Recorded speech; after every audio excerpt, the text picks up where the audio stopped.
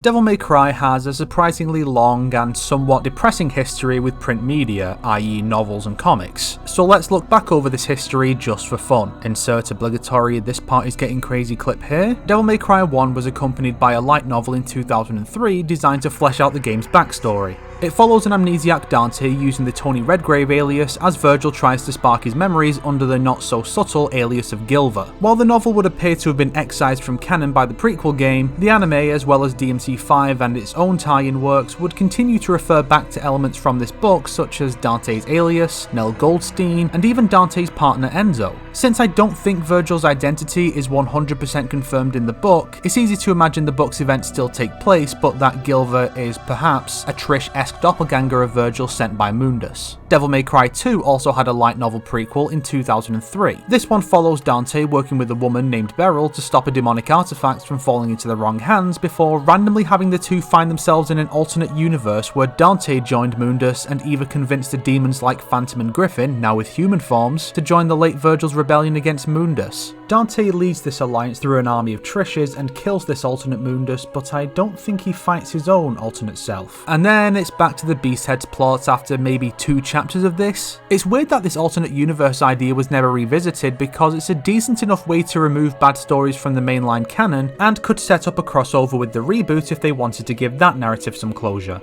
In 2004, Capcom teamed up with Dreamwave Productions to produce a 4-issue comic miniseries adapting the events of DMC1, using the logo of DMC2, and set to conclude in the year of DMC3.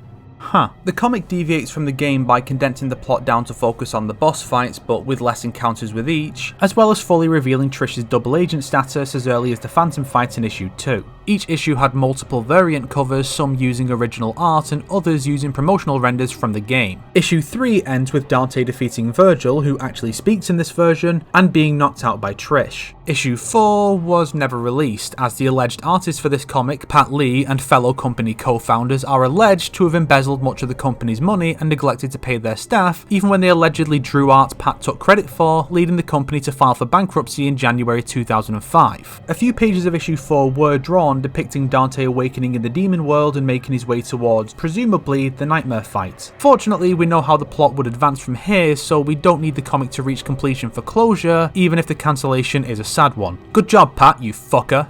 Allegedly. Instead of a novel, DMC3 was given a prequel manga taking place a year before the game, depicting the events Dante was referring to with his nearly a year line. Yeah, shock horror, he wasn't talking about the Reboot's events as some people still somehow believe. The idea is that each of the 3 volumes focuses on a specific character to tell their backstory. Volume 1 follows Dante investigating some demons themed around Alice in Wonderland, because it worked out so well for that other Capcom franchise that introduced an Alice in its adaptations. Volume 2 follows Virgil and Arkham's first meeting and the early days of their plotting. Their first meeting was later adapted for the game's special edition. It also continues Dante's story and introduces the innocent Mary before her mother's death. So obviously Volume 3 was never released. Supposedly some interviews claim the artist quit during Volume 3's production. I don't know why they couldn't just hire another artist to make the book, especially when Lady's backstory is the one we know the least about.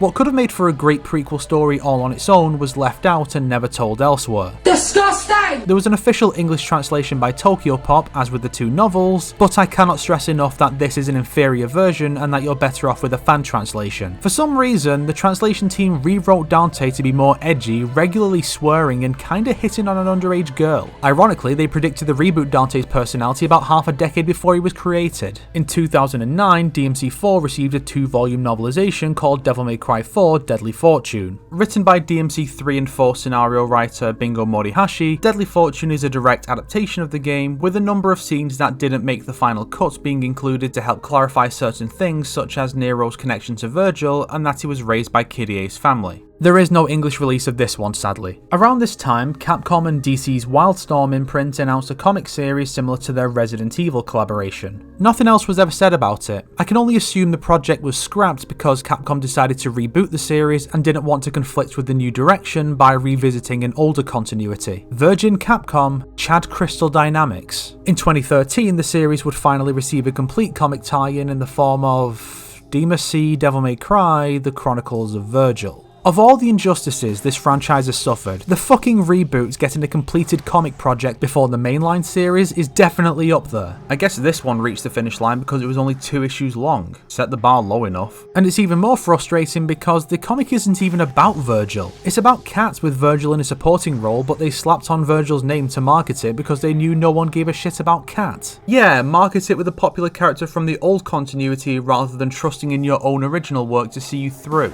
Fucking cowards. It's about Cat meeting Virgil, the two falling in love, and Virgil erasing both their memories of their love so they can better focus on the mission, thereby invalidating their entire dynamic that built up over the course of the comic. Good job. Fortunately, amidst Itsuno-san and team swooping in like a swashbuckling hero to save the doomed franchise from the villains that held it hostage, 2 more works were released in Japan and only Japan to tie into DMC5. The first was Devil May Cry 5 Before the Nightmare, a light novel that delves into Nero's first meeting with Nico, Dante revisiting Lucia from DMC2, the time span between the prologue and first mission, and some confirmation that at least some of the first novel's events are definitely still considered canonical, specifically the massacre in Bobby's cellar. The other is the currently ongoing manga series Devil May Cry 5 Visions of V, which tells the story of V between his creation and recruitment of Dante as he attempts to recruit his 3 familiars. Hopefully someone will pick up the publishing rights for an English release once the series is finished.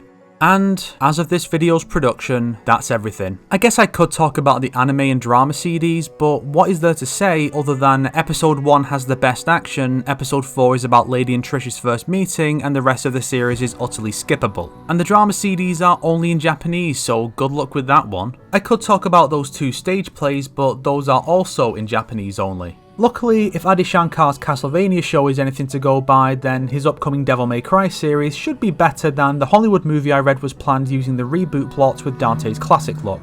Help us, Adi-wan Kenobi. You're our only hope. It follows an amnesiac Dante using the Tony Redgrave alias as Virgil tries to oh my god. Spark his memories. I almost read that as spank his memories, and that's a whole other thing. That's like something our featured artist might have for like, hey Leon, I hear you have amnesia, I'm going to spank your memories back. Ada, no. Christ. If you liked this video, why not subscribe and support me on Patreon like these fine people here? If not, then make sure to share it with your enemies so they can suffer along with you. Today's recommended content is Dangerous Bride and their wonderful little comedy comics primarily following either Ada Wong and an oblivious innocent Leon, or Dante and Lady taking in a young Nero and raising him themselves to keep him away from Virgil. It's super wholesome and stands as the best DMC comic so far. Links are in the description. Also, their Patreon has